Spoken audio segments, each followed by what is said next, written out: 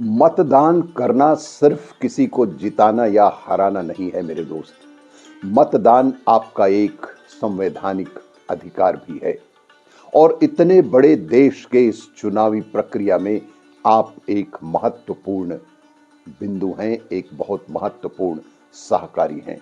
आपको मतदान अवश्य ही करना होगा। मतदान हमारा कर्तव्य भी है।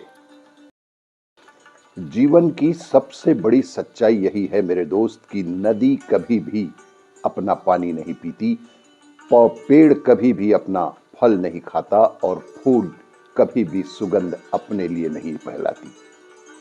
प्रकृति का नियम ही है दूसरों के लिए जीना। और यदि आपका जीवन खुशमय है, सुखमय है तो वह अच्छी बात है, लेकिन आपकी वजह से कोई दूसरा खुश है, यह जीवन की सबसे बड़ी उपलब्धि है। कभी सोचा है कि एम को सीधा और डब्ल्यू को उल्टा क्यों लिखा जाता है? क्योंकि मैन सदैव सीधा सोचता है और वुमेन हमेशा ही उल्टा सोचती है। कल एक वाकया हुआ कि लिफ्ट में ऊपर जाते समय एक लड़की एक बच्चे को गोद में लेकर आई। मैंने यूं ही पूछ लिया कि दूसरा या तीसरा? गुस्से में मुंह चबाते हुए बोली कि इसकी मैं बुआ हूं।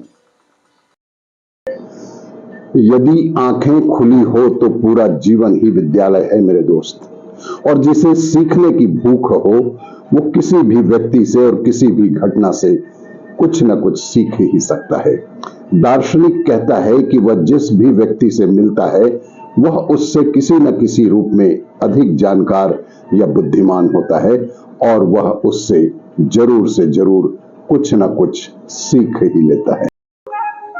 जीवन में समय में क्रोध करना भी आवश्यक होता है मेरे दोस्त। भीष्म पितामह का एक ही पाप है कि उन्होंने समय पर क्रोध नहीं किया कि जब द्रौपदी का चीरहरण हो रहा था, और जटायु का एक ही पुण्य है कि उसने सीता हरण के समय मां सीता को बचाने के लिए जीवन ही बलिदान कर दिया।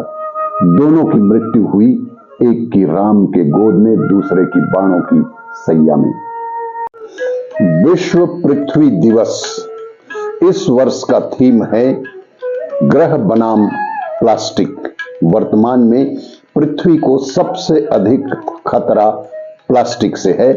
आइए हम सब आज संकल्प करें कि हम कम से कम प्लास्टिक का प्रयोग करें और अपनी प्रकृति की सुंदरता को बनाए रखें। आने वाली पीढ़ी को सुंदर प्रकृति प्रदान कर सकें, ऐसा प्रयास करें।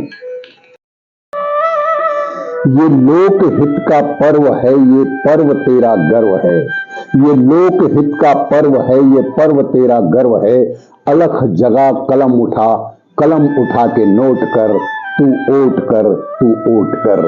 ये फर्ज तू निभाएगा कि ओट देने जाएगा। ये फर्ज तू निभाएगा कि ओट देने जाएगा। कसम उठा बटन दबा के ओट कर, तू ओट कर, तू ओट कर।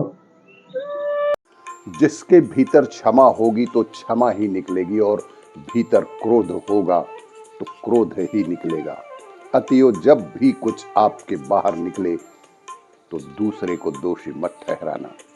यह आपके द्वारा ही संचित की गई आपकी ही संपदा है, जिसको आप अपने भीतर छिपाए बैठे थे।